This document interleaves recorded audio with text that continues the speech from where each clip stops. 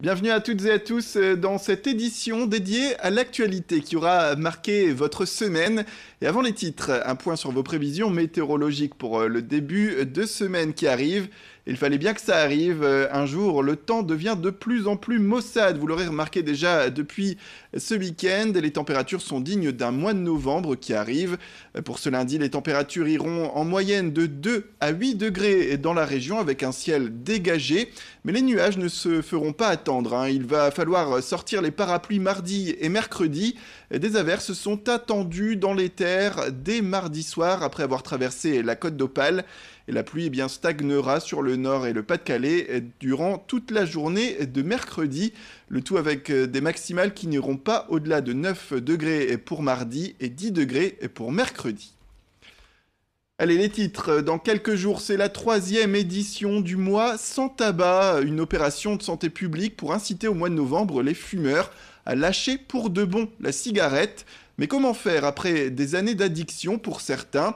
Eh bien, récemment, un nordiste, Arnaud Lefebvre, a peut-être trouvé la technique pour arrêter.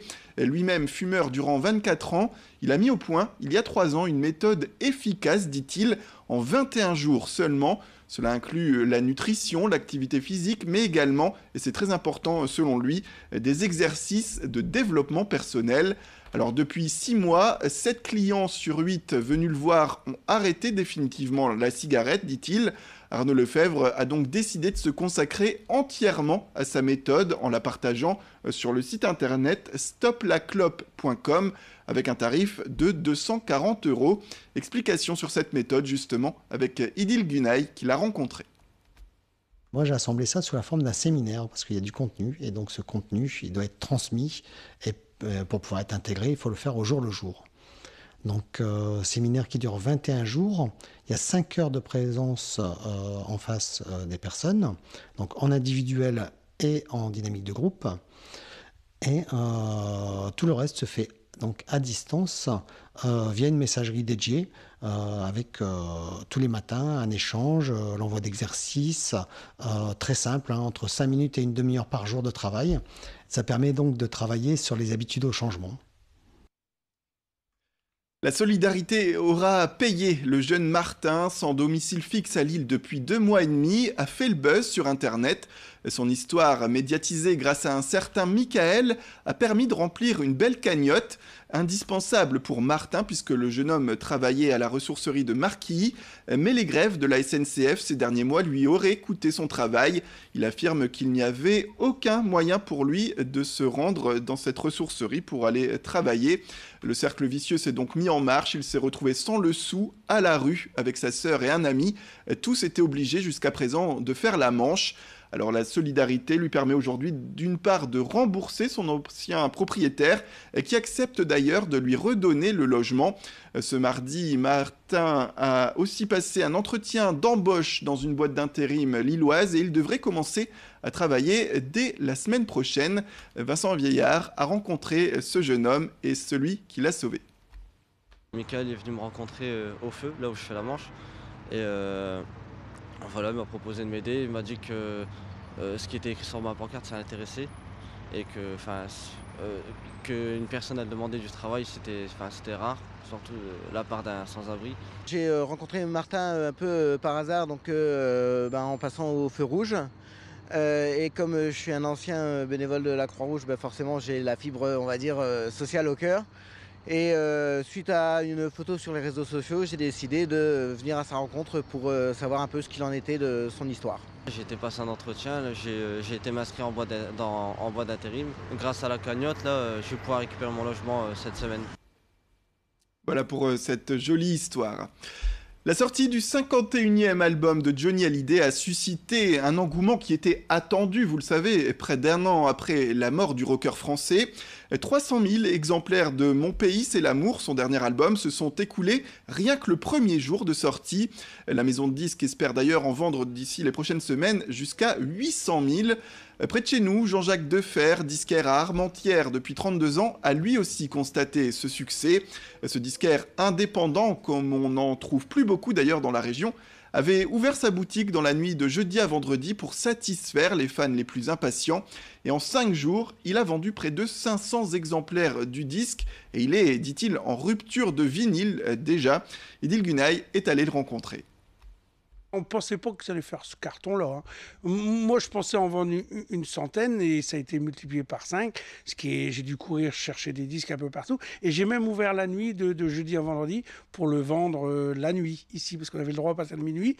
Il y a des gens qui sont venus de Dunkerque, qui sont venus d'Arras, tout ça, pour acheter ce fabuleux disque de Johnny Hallyday. Parce que franchement, moi, je ne suis pas un grand fan de Johnny et j'avoue que ce disque est bien fait. On sent que Yo Delis, il a pu avoir les coups des franches et faire des beaux arrangements.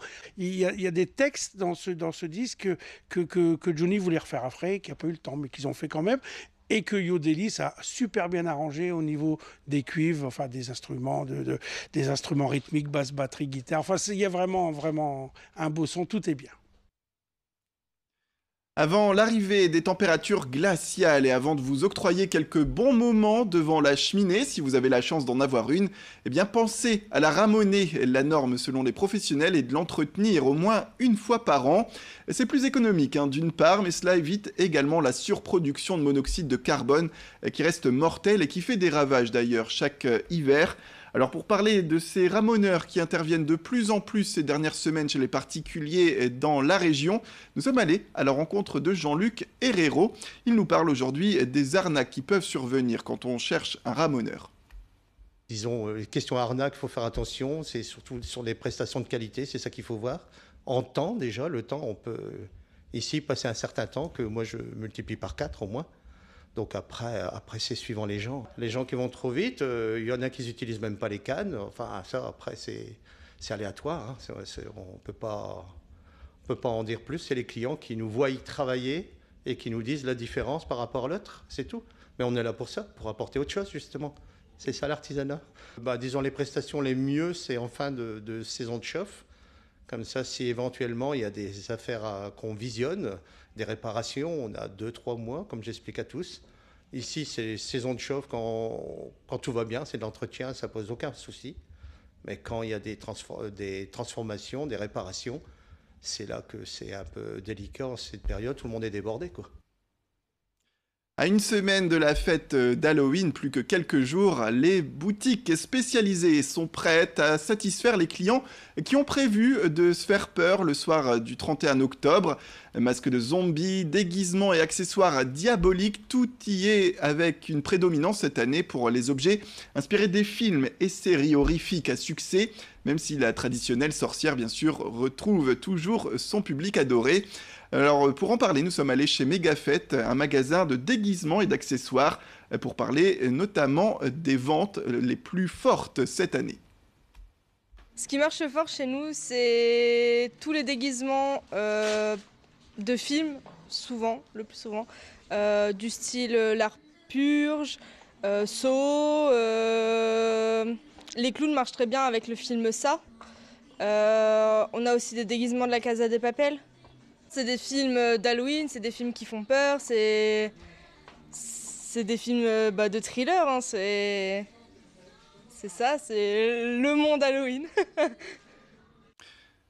Voilà, c'est la fin de cette édition. Restez avec nous, l'information continue.